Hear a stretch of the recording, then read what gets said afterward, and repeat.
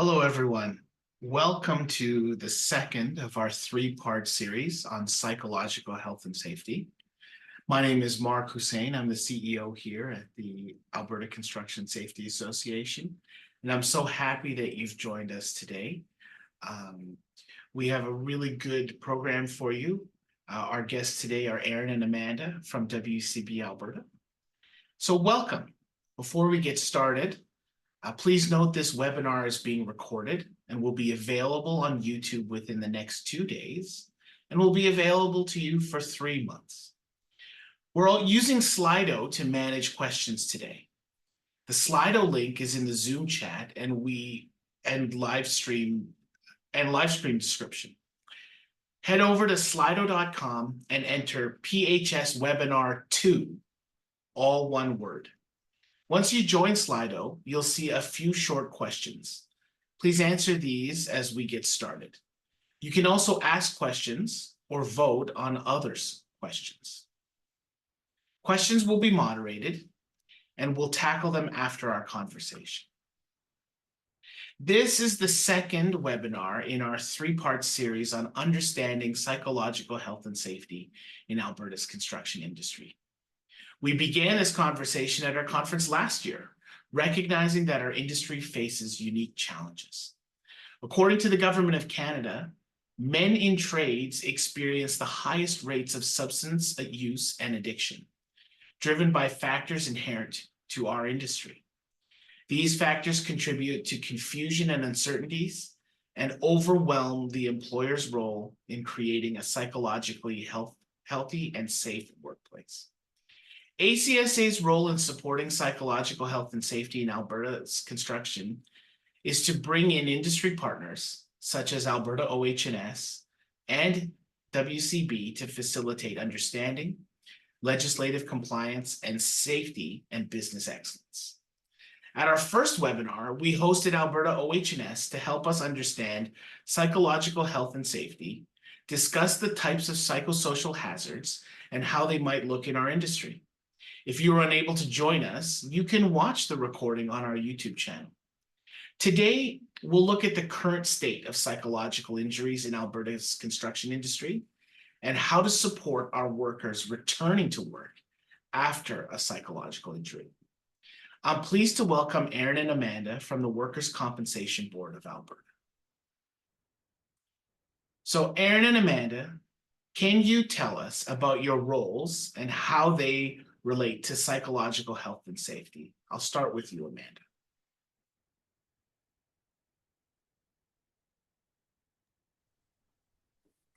Thank you so much, Mark. I've been with the WCB for the past 9 years, and I currently work as a case manager in the Special Care Services Unit. In our unit, we work with workers who've experienced a severe physical or psychological injury. A severe injury would include things such as spinal cord injuries, brain injuries, severe burn injuries, occupational disease, and psychological injuries. My background is in social work, administrative law, and alternate dispute resolution. And how about you, Aaron?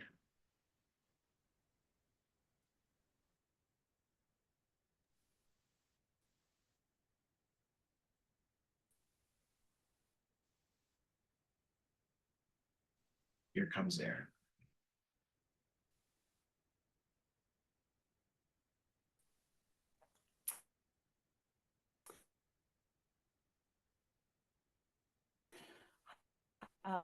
Pardon me.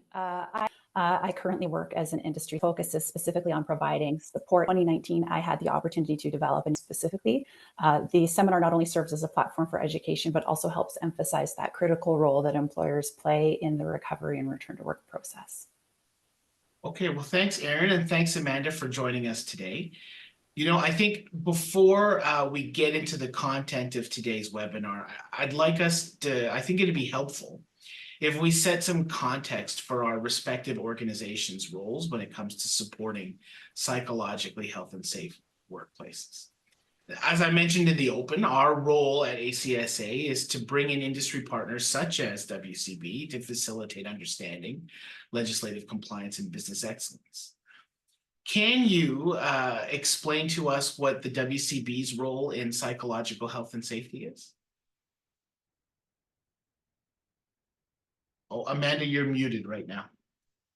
But 5 years, right? It doesn't never change. No. There we go. All right. But yeah, I agree. I think starting with some general information about the Workers' Compensation Board is helpful. We are the neutral administrator of the Workers' Compensation Act. WCB Alberta was created by the government to administer the Workers' Compensation Act for the province's workers and employers.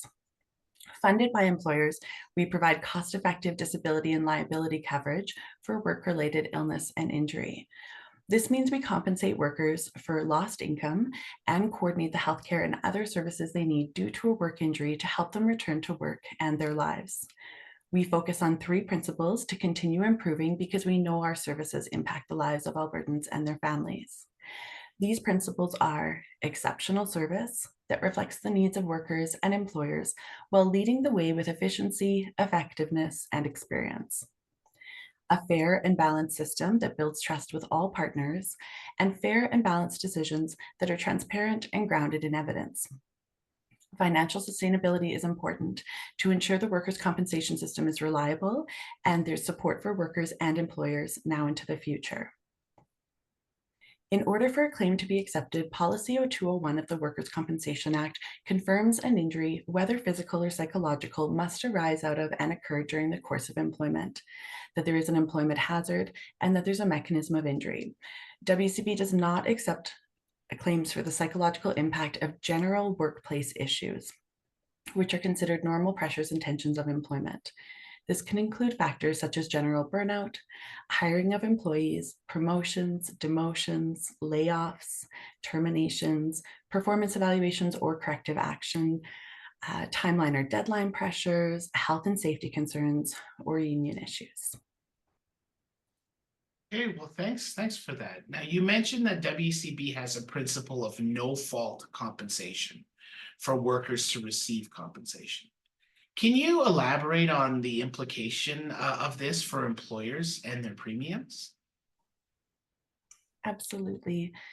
No-fault insurance means we protect employers and workers from the uncertainty, cost, and delays of legal action by providing coverage for workplace injuries. We do not look to attribute blame to the worker or the employer in the case of a workplace injury.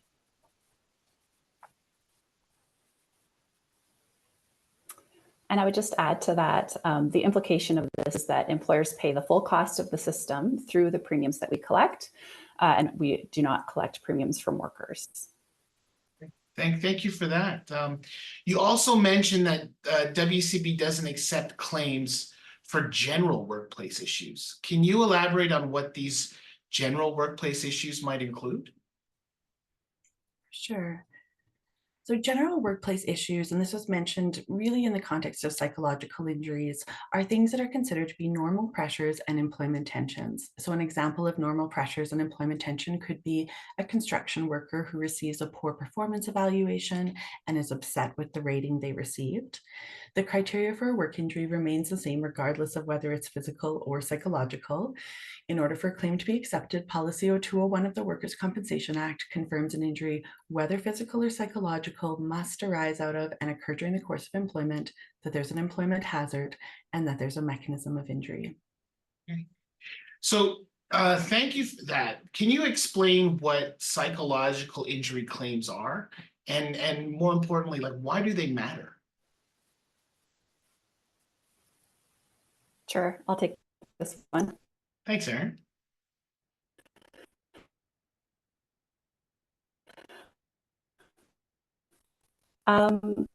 So a psychological injury, a range of cognitive, emotional, and behavioral symptoms can really significantly impact their daily life. So unlike a physical injury, from the outside, a psychological injury can be more difficult to understand, right? If your worker sustains something like a broken wrist, you see the signs of the injury, the worker is wearing a cast, there's a change in their capabilities. You can also see them progress through recovery. The cast is removed, they get stronger in observable ways, and then eventually they have full function again and a full return to work. Psychological injuries call on us to find empathy and understanding in the absence of those observable injuries. So at WCB, psychological injuries can be categorized as pure or primary or they can be secondary to a physical injury. And I'll talk a little bit about what those mean. So a primary or a pure psychological injury refers to a mental health condition that is the direct result of a workplace incident or the environment without an accompanying physical injury. So these are identified and recorded at the time that the claim is registered with us. And this data is also provided and important for our portal, the employer portal. We offer dashboards and reports to assist them in ongoing management of their claims. But to sort of get back to some examples of those different primary versus secondary psychological injuries. So an example of a primary would be a worker who witnesses the death or serious injury of a coworker and is diagnosed with post-traumatic stress disorder, or PTSD as it's known as well. On the other hand, with a secondary psychological injury, those manifest later after the initial claim has been made, often because of a physical injury or the stress of the incident itself. So these are more challenging to track because they're not identified at the point that the claim is registered. They come on later, typically. So an example of a secondary psychological injury might be something like a heavy equipment operator who suffers a physical injury to their back when their machine rolls down an embankment. While recovering from that back injury, they subsequently are diagnosed with having an acute stress reaction disorder as well. And this diagnosis would be that secondary psychological injury, which they will also likely need treatment for in order to return to work as a heavy equipment operator. But like I said before, these are usually not identified at the point that the claim is usually initially registered with us. So psychological injury could mean a variety of things. Could you tell us more about the types of psychological injury claims that you see at the WCB? Yeah, so when we get a new claim at WCB, we draw on that early information that's available to categorize what type of injury it is. This sort of early data usually stems from initial medical reports and diagnoses. It provides sort of a foundational understanding of that injury. However, it's important to recognize that these initial diagnoses, whether physical or psychological, are not necessarily static. So as further evaluations are conducted and as the worker undergoes treatment and rehabilitation, the medical understanding of the injury may change, and then in turn the diagnosis or diagnoses may also change. So Amanda sort of spoke to some of the elements of our decision-making process as it relates to confirming work-relatedness. So we need a mechanism of injury, confirming a hazard, and so on. When it comes to psychological injuries, we also require a diagnosis from the Diagnostic Statistical Manual of Mental Disorders, or DSM, and that needs to come from a qualified professional. So that could be a psychologist, a psychiatrist, or a general practitioner. Although certain diagnoses may be more common that we see here, things like depression, adjustment disorders, acute stress, or post-traumatic stress disorders, we are not limited to only a handful of possible injury types, of course, and we'll always take our lead from the treatment providers and their expertise. So as part of Alberta OH&S's prevention initiative, they published a paper called Making the Case for Psychological Health and Safety in the Workplace. In this paper, they state that mental health disorders steadily increased in WCB claims from 2016 to 2020. And in fact, mental health disorders were the third most common condition resulting in WCB claims and represented almost half of the top 20 claim categories in terms of total claim costs. So can you explain what this looks like specifically within the construction industry? Yeah, I'll take this one. So WCB, like all workers' compensation systems across Canada, have experienced an increasing trend in psychological injury claims, and that's reflected in our 2023 annual report as well. The report emphasizes the importance of early intervention and the engagement of all parties in the process, including workers, employers, and partners. The collaborative approach is crucial for mitigating the effects of work-related psychological injuries and facilitating the recovery and return to work of affected individuals. The WCB's commitment to providing trauma-informed support aligns with the broader societal shift towards acknowledging psychological health as an integral part of overall well-being. Leadership in the construction sector is increasingly recognizing the profound personal, health, and financial consequences of failing to address inappropriate workplace behavior. Moreover, sexual harassment claims are also shedding light on the pervasive risks that workers of all genders face, including harassment, assault, and violence, all of which can lead to traumatic events and psychological injuries.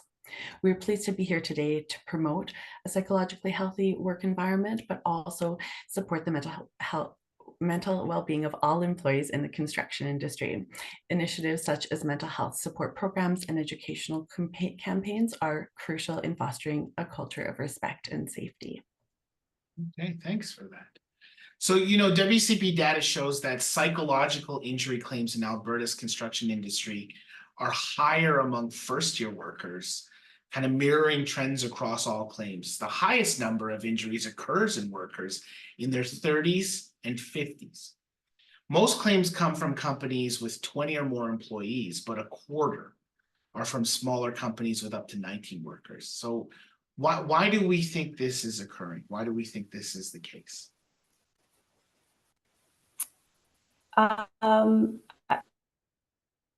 Something like that is sort of difficult to pinpoint. Injury trends in Alberta really highlights the complexity of occupational health and safety, especially when considering sort of diverse workforce.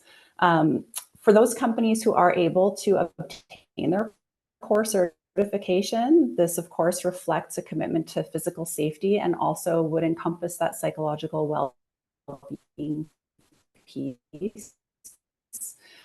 And underscores the important experience as an industry specialist, because I in my role, I know it's kind of a vague title, but I work directly with employers. I don't work directly with claims. And I help collaborate with employers who are looking to sort of strengthen their disability management and understand, you know, best practices and how to do things, you know, as best as they possibly can. So in my experience with companies in the construction sector, because I do work with many, it reveals that there's sort of between large and small companies, there's a benefit from managing psychological injuries always, but through different approaches. Large organizations can leverage their resources. They offer often more comprehensive support systems, while smaller employers often foster a more intimate workplace culture. And that can be really instrumental in preventing psychological harm. But that personal touch, which is like a family bond, is also crucial in nurturing a positive work environment and facilitating that reintegration of a worker post-injury as well. Of course, regardless of size, we encourage all employers to get their core. That focus on prevention is always the best investment for employers and their workers. And then there's that added incentive of a WCB rebate as well. I thank you for that answer. I kind of agree that empathetic approach, that you know, care and concern that you have regardless of the size of workplace is important. And you'll be surprised to know that I'm a huge fan of the core program as well, and C-Core for smaller employers as well. So I'm a big advocate, and I think it's a very effective program to do what you're saying here. So now that we've talked about psychological injuries in Alberta, let's shift gears a bit and talk about what it looks like for a worker returning to the workplace after a psychological injury claim. This is always something that our members are talking to us about, getting guidance and a challenge for them. I imagine returning to work can be a very stressful time for the worker and for the team that's welcoming them back. So how does WCB support workers and employers in this safe and timely return to work? And can you share some tips for supervisors managing this return? How does this compare for workers returning from a psychological versus a physical injury? Absolutely. So really creating a supportive workplace culture prior to a workplace injury occurring that actively addresses mental health can have profound benefits for both employees and employers. By fostering an environment where mental health is openly discussed without stigma, employees are more likely to seek help early, potentially avoiding injury altogether or reducing the severity of psychological injuries and the associated costs and challenges.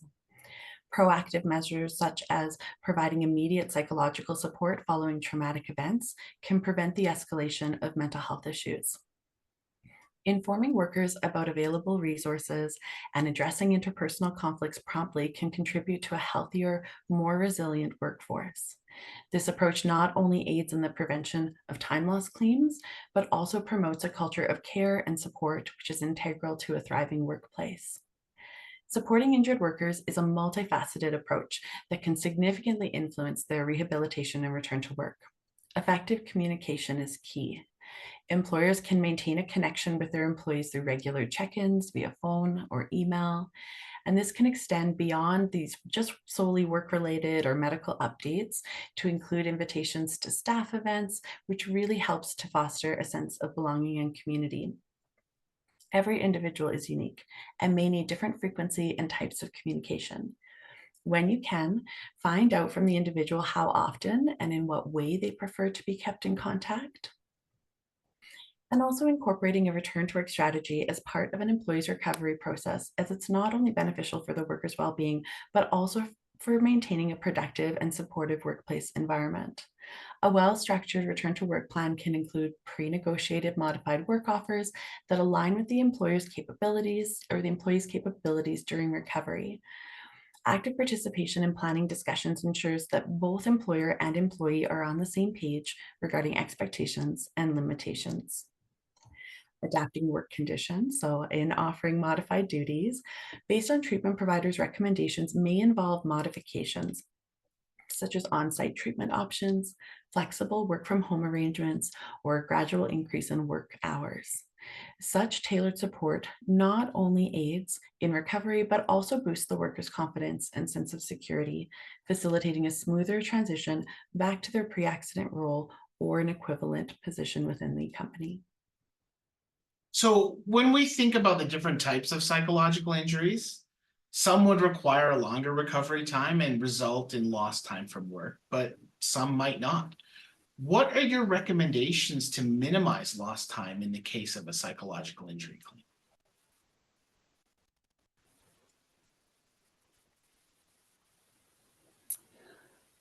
It's important to recognize that while some employees may benefit from time away from work to address psychological issues, others may find value in maintaining. And employees dealing with psychological injuries can take many forms, including access to treatment, modified duties, and a supportive work environment, echoing what Amanda just said. So employers who foster a culture of understanding and acceptance can not only aid in recovery of affected workers, but also make financial impact of mental health claims. So as an employer, one thing that you can do for sure is be perceptive of changes in your worker patients, maybe decreases in hygiene or even social withdrawal. These can present as signs that something may be wrong, and there's an opportunity right there to check in on one another. And for my final question, I just want to focus on the resources the WCB has developed to support employers and employees in managing psychological injuries. So would you mind just taking some time to walk us through these resources? Yeah, I'd be happy to speak to some resources. We have many, but I'll try to highlight some of the key ones. So we do offer a variety of resources to support workers, employers, and treatment providers who are dealing with psychological injuries. So we recognize that psychological injuries are unique and they can require specialized care and treatment. The WCB Psychological Injuries page, which can be accessed from the WCB website homepage under Treatment and Recovery, provides information on how to get a claim started, how we, WCB, decision on claims, and how we can help with recovery.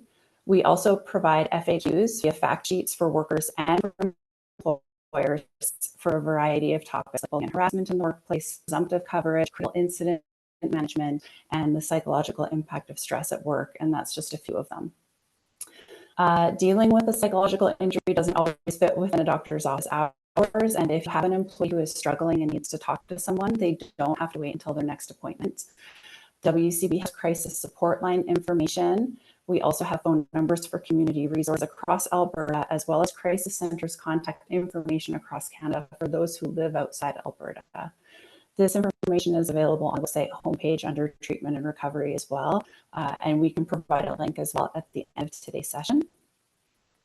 We have developed a traumatic psychological injury or TBI care model for those injuries that may be complex and require extra support. So that TBI model partners specialized clinical professionals with the ability to help them gain skills and tools needed to move forward in a positive direction.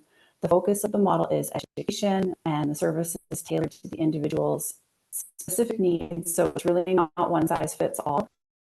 Early intervention and access to a team of specialists, that could include psychologists, occupational therapists, exercise therapists, and it's all meant to support a healthier return to regular activities and work. We have very recently developed a cognitive psychosocial job demands analysis, or CPJDA. You'll notice we really like acronyms here. Tool. The analysis is used to outline the cognitive demands and the psychological factors that pertain to specific roles in your organization and can help support an employer's modified work program. So we've recently engaged with other safety associations and had a good discussion about how that CPJDA could be used in employee orientation to help them understand the psychological or psychosocial and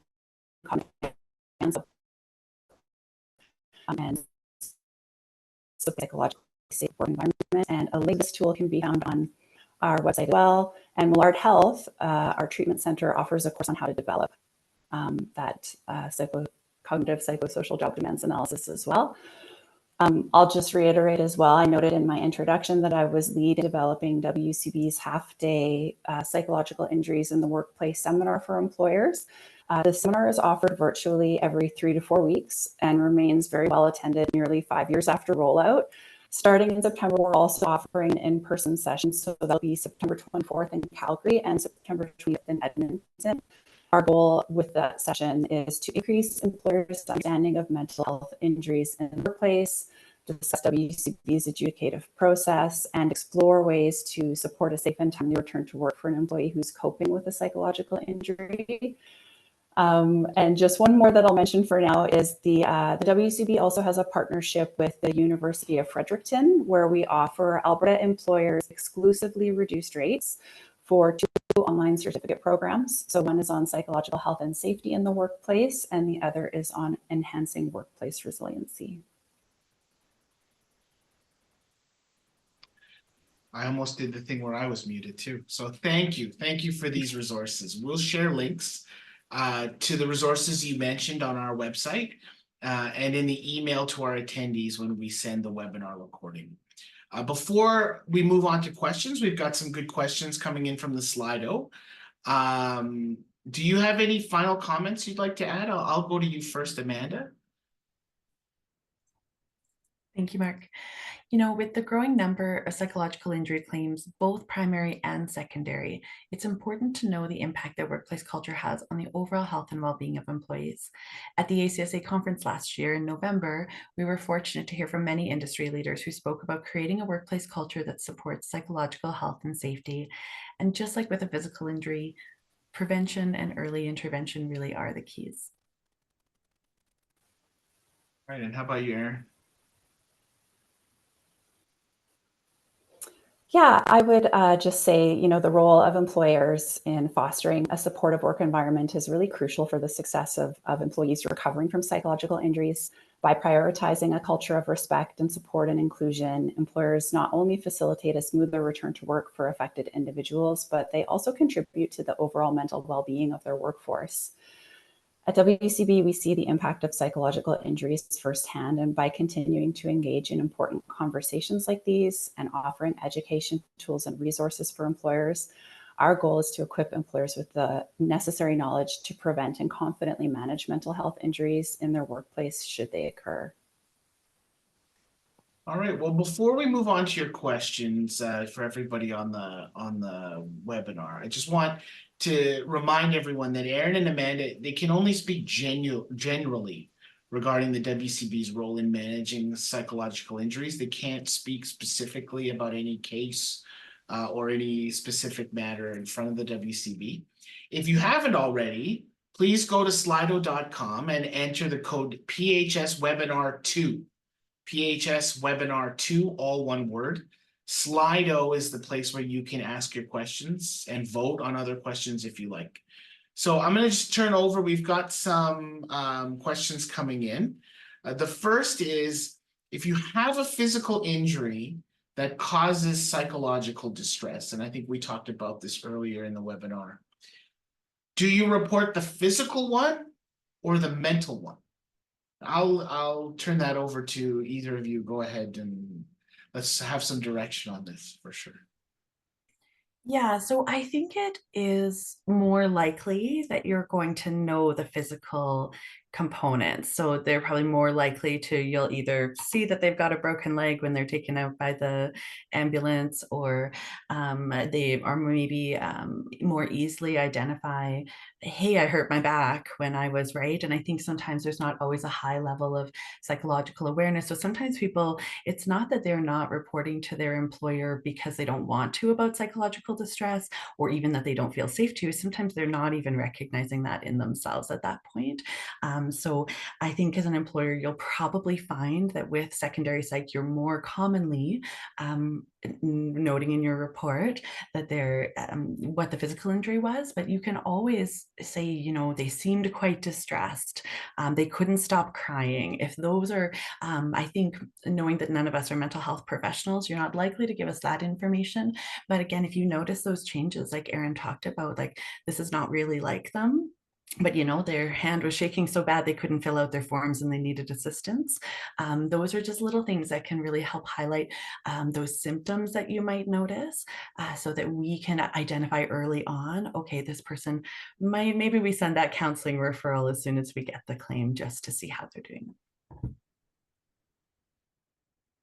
All right, well, another question's coming in here. It's like, how do I make my employees feel comfortable reporting psychological injuries?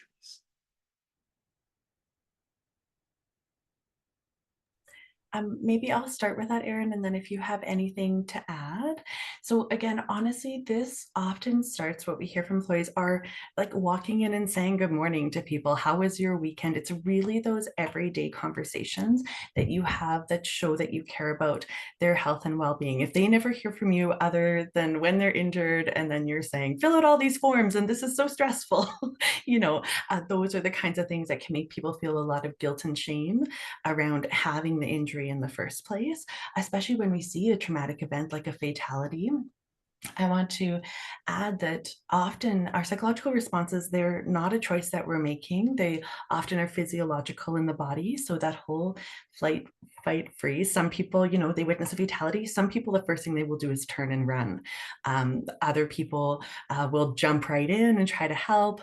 Often people might feel guilt and shame if they're that person who ran and I didn't provide assistance. So the more that we can do to just kind of normalize conversations about mental health, recognize when people are struggling, they will see that even in the conversations that you have every day about how their weekend was, how their family is doing. Those are those kind of real simple conversations that just help to build that positive workplace culture.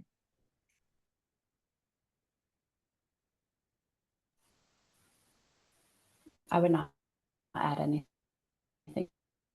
to that. You know, it occurs to me, Aaron, you did mention some of this earlier as well. Just in that you want to, when you mentioned taking some time to notice like decreases in hygiene or social withdrawal of your coworkers.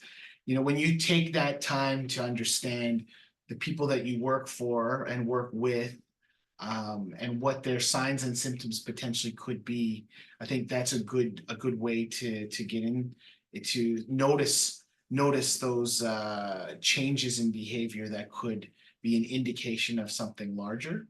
And you know, I also think that when you're addressing those things, just from my personal standpoint, is treating that person with empathy to say, like, okay, you're doing your best, but I am noticing that you are very short-tempered, or, you know, you have very little resilience and the smallest problem is exploding. What's happening with you? Is anything changed in your life? Is anything changed in your work environment that we can discuss, as opposed to, you know what, Mark is just bad-tempered and we need to get rid of him, kind of thing. It's that empathetic view that I think will go a long way. So, okay, so we have a lot of action in the Slido. The next question is actually a really good one. Not that all of them are good, but this one I like personally. It says that people experience stress differently. How do you account for this during the claim process? And Erin, if you don't mind, I'll answer that one as well.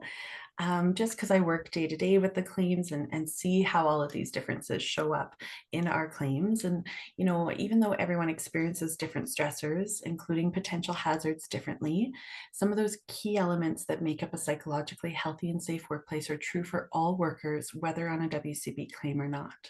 So those factors include, and I think Mark already kind of highlighted this with the compassionate approach, but a positive organizational culture where we have clear leadership and expectations, civility and respect in our conversations, growth and development, workload management and involvement, and influence. And when an injury does occur, a case plan is unique and it's customized to the recovery needs of that worker, but the process and the fundamental principles remain the same. Early assessment and treatment, coordinated support for all the partners on the claim, and modified work as part of the recovery process. The elements that make up a psychologically healthy and safe workplace will be true prior to a claim, during a claim, and in the recovery and return to work process. The psychological health of your organization is key in ensuring an effective claims process following a psychological injury. All right, thank you. Another question coming in is, can an employer request a WCB assigned psychological assessment, or does WCB determine when more information is needed? So I guess who leads that process? And I'll take that again, just being in kind of the day-to-day case management and claims. But I think case managers work really with all involved parties in a claim to gather information and collaborate on the best next steps in a care plan. So this includes the worker, treatment team, and the employer. So yes, an employer can request a psychological assessment be considered, but an employer can't direct that one be completed. So case managers will look at all the factors in a situation to determine the appropriate timing for an assessment, as well as what types of assessment might be needed. So employer input is always welcome, and we get that these claims can be a lot, they can be confusing. What happens next, especially say if you're an employer, a small employer that hasn't seen a lot of psychological injuries, it's your first one. So absolutely ask, hey, why haven't we done an assessment, or is that something we should be doing? And the case manager will be able to explain the rationale of if it's not the right time, or maybe it's not even necessary, because again, we're really cognizant about claims costs, and those assessments are very expensive. So we really all work together as part of a team to ensure that timely and safe return to work, and that we are providing the necessary treatment, but not over assessing and spending dollars unnecessarily as well. You know, there's a follow-up question here, and or a secondary question, is there an opportunity for employers to engage with the counselor or treatment provider directly for specific claims in return to work planning and goal setting? So, you know, I think I'm gonna put some of Mark's in. We want, when people are returning to work, for them to succeed and to put them in the best possible situation to succeed and to come back and contribute, and then, you know, not have any of the stressors of I'm back and the whole organization's changed and I don't know what my place is in it and all of that kind of thing, as well as the way that the team dynamic has evolved. So how can we put that best foot forward? is there a way for employers to engage with the counselor or treatment provider? Or what would you recommend as the best practice for return to work? Yeah, usually the best point to do that is at a case conference, a return to work planning meeting. We can absolutely invite the treatment provider to attend those. There may be treatment providers that decline that. To be honest, I can't think of a time that I've seen it. They're also usually really happy to show up to explain some of kind of the intricacies of this person's experience and what they're needing in return to work. But that said too, we are always really careful. We want work restrictions that are always, again, we tie back to the mechanism of injury. What's this claim about? So say you witness this terrible event, but say I just actually don't get along with Erin that well otherwise. If I'm coming back, because I witnessed this terrible thing and my restriction coming back says, Amanda can't work with Erin anymore. Well, that really has nothing to do with the event. So we have those conversations with treatment providers around what's the mechanism of injury, what's this claim accepted for, what are reasonable work restrictions that are related. But absolutely having them there at those case conferences can make a big difference. I think everybody walks away from those kind of more comprehensive care plan meetings with a good understanding of what happens next. And if it is a more serious injury and the worker's well enough, I've certainly seen cases where the worker's so engaged with their employer, they absolutely adore their workplace. They are so shooken up by what has happened, but they still feel comfortable to attend that meeting even early on. I know I won't be back for at least 2 months, but I really want to see everybody and I want to figure out again, those conversations might come up around, Erin talked about exposure therapy. And so when we're talking about the employer's role in assisting us in the treatment pieces, it might be, if they had a rollover in that piece of equipment, it might be allowing access to the site so that they can go with their occupational therapist, they can have that exposure therapy with the piece of equipment where they were injured. So those might be parts where earlier in treatment we're meeting with the employer, because again, employers want to, but I want to make sure they're safe on the work site and all the things that you guys have to check on those boxes, right? But also that the employee has access to those specific circumstances around their injury that will likely help their recovery a lot faster than us or the OT showing them videos of a piece of equipment. It might actually be going on site and doing that. So I think there are many times throughout a claim that there's the possibility of having treatment providers attend meetings. But again, we pay them for the time that they're there. We want to be cognizant of those dollars and we want to make those meetings really matter when we're bringing all the parties together as well. The next one is a little bit more specific, but it just says, how would you be able to assist someone that has been diagnosed with PTSD due to military service, now in the regular workforce and having difficulty with one supervisor? So before we go on, thank you for your service to the person who asked this question. But so they're now in the workforce, they had been diagnosed with PTSD, but they're having difficulty with one supervisor. Do you provide that kind of assistance, or what's the advice for this person asking this question?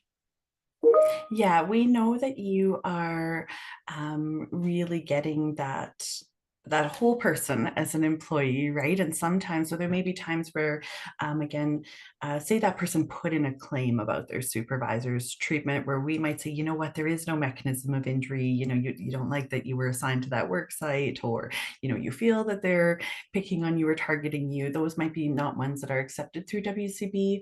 But I think there are times where we have somebody who has, say, a military history, then they experience a traumatic event at work. We do look at aggravations of pre-existing conditions as well. But I think honestly, again, that really kind of compassionate approach, like you've mentioned to me in the past, so if I'm the supervisor, that you served time in the military, and I know that can be a lot to carry sometimes. And then there's sometimes, work goes really well, and other times that you're really easily upset at work. Do you have the support that you need? Is there anything as an employer? Here's our resources available. So again, it might not always fall under the purview of WCB if there's not that 0201 incident mechanism of injury, but just providing that really compassionate approach as well, just a human to human, right? And I think sometimes when people do feel seen, that takes a big weight off of them as well. You know, I have somebody here who understands, and maybe I can reflect and not kind of fly off about work assignments every often, right? I think it's that reciprocal relationship. Okay, absolutely. So the next one is kind of a timelier question here. And I want to thank the webinar participants. There's a lot of activity happening. It says we have a remote workforce. How can we foster these relationships to open the door to these conversations when our employees are so isolated? And I'm wondering if you're seeing this from your perspective. I mean, many of us are in a hybrid or a remote work environment now. And so I'll turn that over to you, and hopefully you have some sage wisdom for us. I feel like, am I just going to talk the whole time? I just certainly can. And again, maybe I think for this one, actually, I would even just speak from personal experience. I'm sure people have noticed me and Erin are both working from home. And so, you know, we're not a traditional work location. And so I think that it is, I do see a lot of onus on individual employees. That's sort of just my own personal approach. But I think that it's those reminders from our leaders. Hey guys, check in every morning. Make sure that, you know, something we've done on my team is we make sure that we have a coffee chat where we don't talk about work once or twice a week, the same way you would have those water cooler conversations at the workplace. I think sometimes we've heard feedback, people are kind of more productive at home because they don't take the breaks. They don't have the person coming by and asking them how their weekend was, those kinds of things. So, but I think for individuals to do that, kind of permission from leadership and saying, hey, make sure you guys are connecting. And it doesn't always have to be about work, and really kind of fostering that kind of environment. But I don't know, Erin, is there anything kind of through claims pieces or even just individually that your team has done to, because we also, Erin's in Calgary, I'm in Edmonton, so we know there's a lot of benefits of hybrid work in that I get to connect with Erin in ways that I wouldn't normally get to, I think, pre-pandemic, right? But it does take intention to kind of keep those connections alive and going. Yeah, I would say just exactly that, is that it does take a little more effort. You know, if somebody new joins the team and you only know them as sort of a rectangle on your screen, so maybe you do send them an invite and try to have a chat, get to know them, ask them about their cat, ask them more, you know, about their apartment, whatever it might be, because you really do. I think that for me, that's been the biggest adjustment to working from home, is missing out on that sort of day-to-day just osmosis, getting to know your coworkers just by virtue of the fact that you're around them all the time, right? So it just takes that extra level of effort.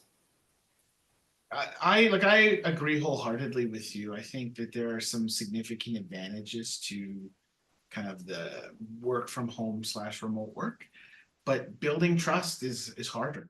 And if we kind of look at the advice that you've given us over the course of this webinar, the base of kind of taking care of psychological health and safety in a workplace is that trusting relationship between an employee, an employer, a supervisor, and a worker, that, you know, there's no bad news, just information. And I notice these things about Mark and something seems off. And that trust is something that we're kind of just in the initial phases of figuring out how to build it online, because we're still face-to-face, person-to-person folks. So I hope that helps the person who asked the question. You know, we do things, you know, through the pandemic, we did just like general like a coffee virtually when we couldn't come into the office, just to have some time to chat, those kinds of things. So still a work in progress, but for sure it's a challenge. So next question is, what documentation is required to separate a regular injury and a psychological injury? Now, I don't know if I want to use the term regular. I just want to say maybe a physical injury and a psychological injury, but I'll leave that to you all to discern. On the employer's end, really nothing. Just submit the employer's report. You'll notice that the adjudicator, if it's a pure psychological injury, might send out something called an emotional injuries questionnaire, but they send that out to the worker. They'll call you if they need kind of more info. Well, they'll call you either way, but also if more information is needed, if there's sometimes specifics, again, if they are more of those bullying and harassment type claims. And actually, maybe this is a good time to also highlight something we do get questions about from employers at times is there is a piece of our of our policy that speaks to benefit of the doubt for a worker. And this was really developed for, if I'm working alone and I fall and hit my head, we're going to assume, unless there's any, that that's what happened, right? And unless there's kind of any evidence to the contrary.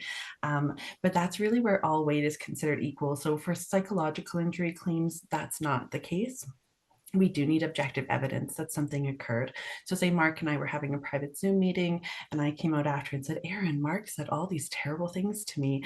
Somebody would actually have to have witnessed that. There has to be a way to confirm that through text messages. Like there has to be something that actually shows that bullying and harassment occurred. So that's really clear in policy, is that there has to be objective evidence of those types of events. Sometimes you will hear a worker say, what about benefit of the doubt? But again, for a physical injury where you've fallen, there's hit something, absolutely. If it was unwitnessed, we would assume it's work related. If it kind of meets all the other piece, even if it was unwitnessed, but we do need that objective confirmation for bullying and harassment pieces. And so for the employer, submit that report. One other piece of advice I can give is that sometimes I've had employers so well-intentioned and they feel like they're going to get in trouble because they didn't report it sooner. It's really when you knew about it. So this would be very common, say, for example, in trucking industries.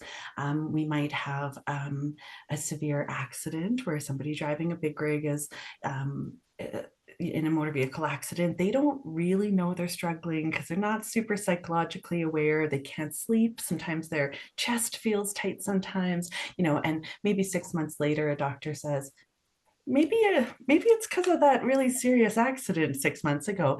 And I've had employers say, oh my gosh, are we in trouble? We didn't report it in 72 hours, but they reported it as soon as they knew about it, and we might even just find out about it from that doctor's report. Maybe that generates, and so again, once you're kind of aware of it, once everybody knows, because the worker will say too, I didn't really know I was doing so badly until my wife said, until my boss said.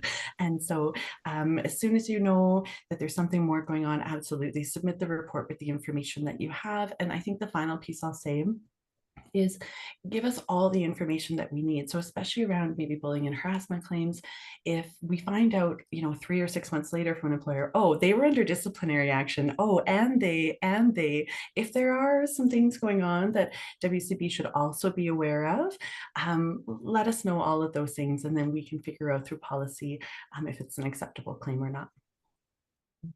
So we're getting close on time. I'm going to combine two of the questions here. So the first is, how do different lengths of injury claims affect an employer's insurance premium? And then with that, how long can a claim go on?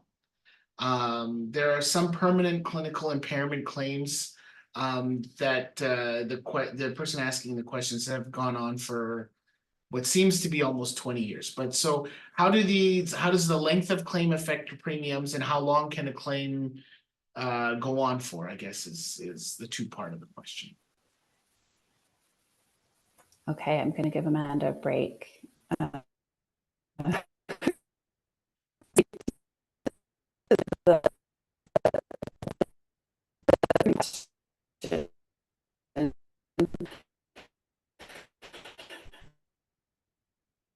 Well, just a second, Aaron, you've frozen up.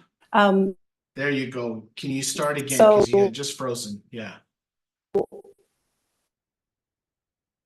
In the simplest terms, the length of a claim, just strictly length, doesn't impact an employer's rates. I could geek out on this quite a bit, but I'll try to keep it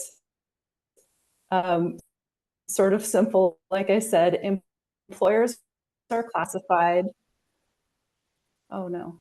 So in simplest terms, employers are classified in either first have occurred, and we're always looking at the first 5 of the past 6 years. That's the window of how many times either discount or surcharge from the base rate, and that depends on lost time claim volume. For employers in large business pricing, what we do is we compare their average costs. So it's not volume of time lost claims here, it's costs now. And we look at the first 3 of the past 4 years.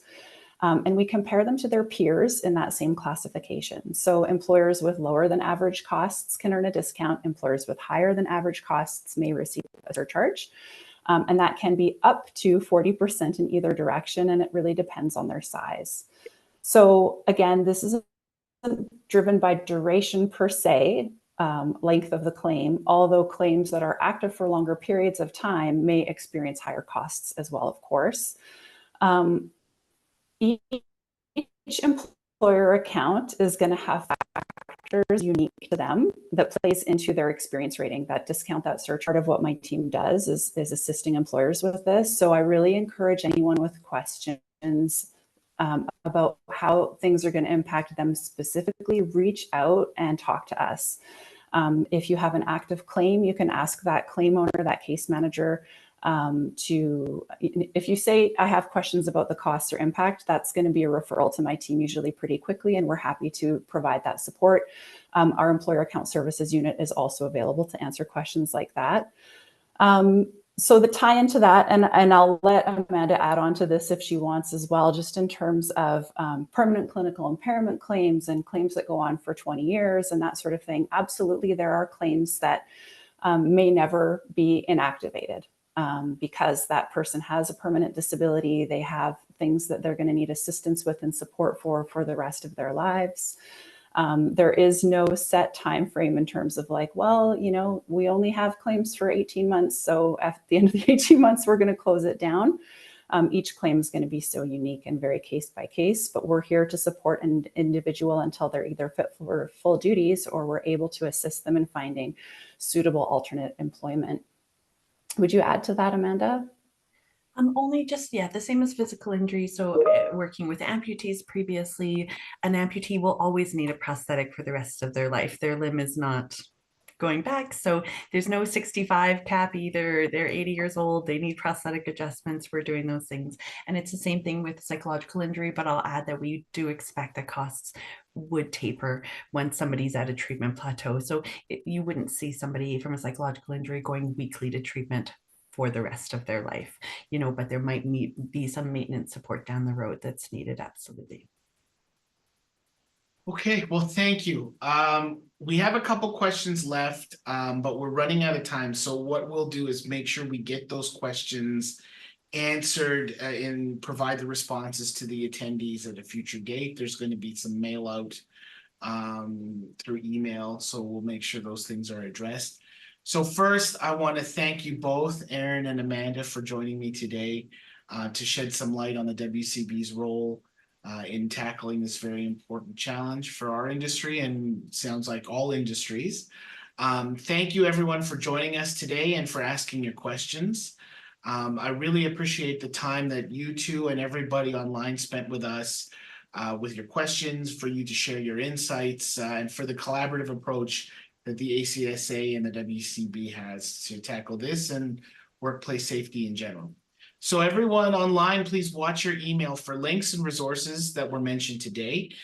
You should receive this by the end of the week.